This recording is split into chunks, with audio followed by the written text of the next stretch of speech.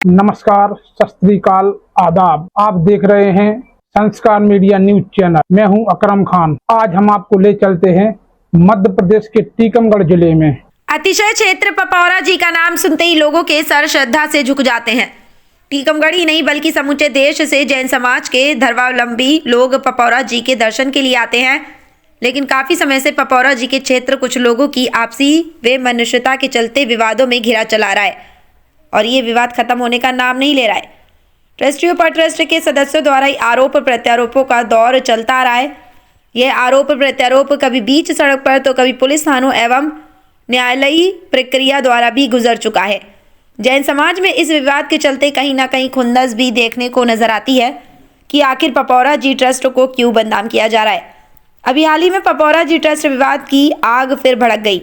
बीते रोज एक निजी होटल में पत्रकार वार्ता आयोजित कर बताया गया कि पपौरा जी ट्रस्ट के पदाधिकारी पर कोर्ट ने एफआईआर के आदेश दिए हैं, जिसके जवाब में पपौरा की ट्रस्ट के पदाधिकारी ने भी प्रेस कॉन्फ्रेंस कर कहा है कि पपौरा जी ट्रस्ट को बदनाम किया जा रहा है। षड्यंत्र रचकर ट्रस्ट के कुछ पदाधिकारी पर एफआईआर कराई गई है, जहां माननीय न्यायालय द्वारा भी ट्रस्ट प्रबंधन से इस संबंध में कोई दस्तावेज नहीं मांगे और एफआईआर के आदेश कर दिए गए। ट्रस्ट प्रबंधन के पदाधिकारी का कहना है कि इस संबंध में हम लोग माननीय न्यायालय के आदेशों का पालन करेंगे और उच्च न्यायालय तक जाएंगे। ट्रस्ट के पदाधिकारियों ने कहा कि जब ट्रस्ट के संविधान में परिवर्तन किया गया था तब प्रदीप भदौरा के पिताजी स्वर्गीय फूलचंद भदौरा स्वयं ट्रस्ट के पदाधिकारी थे। आज उनका बेटा ही अपने पिता के निर्णय पर प्रश्नवाचक चिन्ह लगा रहा है। पपौरा जी ट्रस्ट में कहीं कोई भी गड़बड़ी नहीं है। ये लोग चुनाव लड़ते हैं और हार जाते हैं। इसी खुन्नस के चलते ये ट्रस्ट को बदनाम कर रहे हैं। टीकमगढ़ से अकरम खान की रिपोर्ट। सही रखा जाए, चाहे कोर्ट हो, चाहे मजिस्ट्रेट, चाहे कोई भी हो, उस बात को सही रखा जाएगा। जो मेरे ऊपर अगर लगा है चार्जशीट तो मैंने तो लगाई नहीं है, नहीं लगाई तो कोर्ट ने है। चाहे 4 साल की सजा हो, चाहे 2 साल की सजा हो, चाहे बिल्कुल नहीं। जब तुम भी पटगारी थे तो तुमने कौन सा पैसा खाया? मेरे कहने का मतलब कि जो हम लोगों के यहाँ जो द्रव्य आता है उसका एक चावल भी वापस नहीं लिया जाता है। तो जो संविधान में संशोधन हुआ था तो प्रदीप भदौरा के पिताजी की उसमें सहमति थी। हाँ, तो मतलब आपके कहने का मतलब ये है कि प्रदीप भदौरा अपने ही पिता की सहमति पर आपत्ति लगा रहे हैं, छुपा रहे हैं, वो बात छुपा रहे हैं, पिताजी वो बात छुपा रहे हैं। जब एसडीएम कार्यालय में आपकी प्रति जमा है तो आपके ऊपर फिर एफआईआर कैसे हुई आप लोगों के ऊपर? तुम लोगों को समझ में नहीं आ रहा कैसे कोर्ट ने मतलब जैसे, तो क्या आप लोग अपने दस्तावेज प्रस्तुत नहीं कर सके क्या? अनिल कोर्ट ने केस किया था, CGM, SDM, high court, civil court, justice Arun Sharma सबके फैसले लिए सब में पूरा संविधान को अपना मान माना था। इसमें क्या हुआ था कि 2012 में अनिल कोर्ट अध्यक्ष बने थे पपौरा जी। तो हमने क्या है कि अपने क्या इसमें मंत्री के काम उसने अपने में कर लिए थे और अध्यक्ष पर काम दिल्ली मंत्री के। कोर्ट ने आखिर आप लोगों की क्या अनुमतताएं पाई जिसपे आप लोगों के ऊपर एफआईआर के आदेश किए?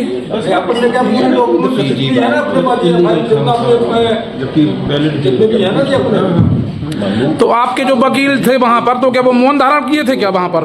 ये तो हम लोगों को समझ में नहीं है क्या चक्कर हो गया, ऐसा क्या हो गया कि पूरी रिपोर्ट आने के बाद पूरे फैसले होने के बाद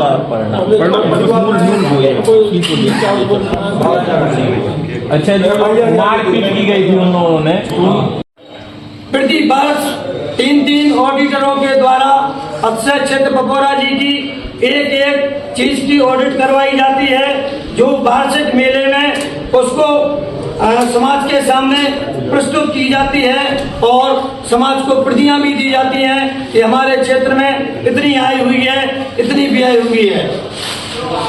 यह हमारे अक्षय क्षेत्र पपौरा जी का संविधान है। उस संविधान में जो उन्होंने कहा है कि इन्होंने छेड़छाड़ की है, तो संविधान में भी मुझे जो जानकारी है संविधान में किसी प्रकार की कोई छेड़खानी नहीं की है। संविधान में मात्र 1976 में एक 9 लोगों की कमेटी बनाई गई थी।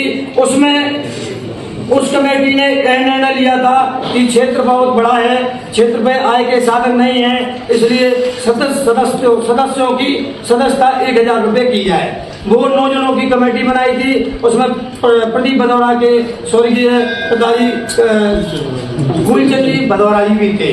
गणमान्य नागरिक समाज के थे, उन्होंने यह निर्णय लिया था, न कि इस कमेटी, न वर्तमान कमेटी ने, न पूर्व कमेटी ने।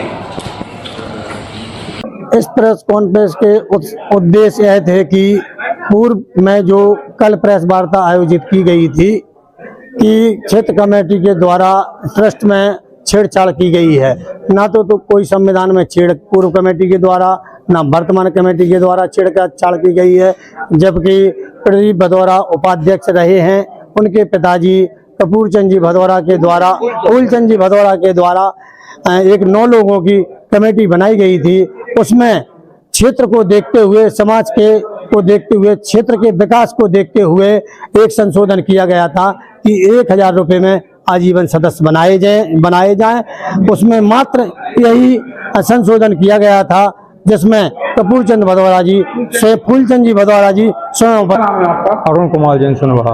आज ये प्रेस कॉन्फ्रेंस हुई है, किस संबंध में हुई है? जी अपने क्या मैं अपना इस्तीगाता किया था परिवारवाद का, जो अपना FIR कटा ना, अपना कोर्ट से ऑर्डर हुआ था, उसका FIR उसके उसमें हुआ था। कल उसने अपना वो किया था ना, प्रदीप भदौरा जी ने अपना व्हाइट होटल में क्या बोला किया था, वो क्या बोलते, तो उसके उसमें अपन ने बुलाया था। उन्होंने जो उल्टे सीधे आरोप लगाए थे, उसका जवाब देने के लिए अपन ने कॉन्फ्रेंस बुलाई थी। किस प्रकार के आरोप लगाए थे? आरोप लगाए थे जैसा वो पहले वो आरोप लगाते थे कि टीम मॉल पकौड़ा के पैसे से बन गया, उसके बाद वो बोलने लगे ये जलसा होटल पकौड़ा के पैसे से बन गया। मतलब ये उल्टे सीधे आरोप लगाए, इसके लिए हमने बुलाया था।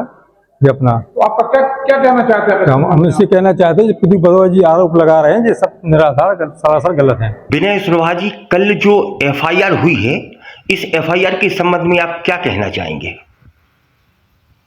कल जो FIR हुई है, प्रदीप भदौरा, अनिल बड़कोल या ये जो 14-15 लोगों की टीम है, जिसमें 6-7 नेता हैं, 6-7 चमचे हैं, ये तो 12वां-13वां केस होगा अभी पपौरा ट्रस्ट के ऊपर।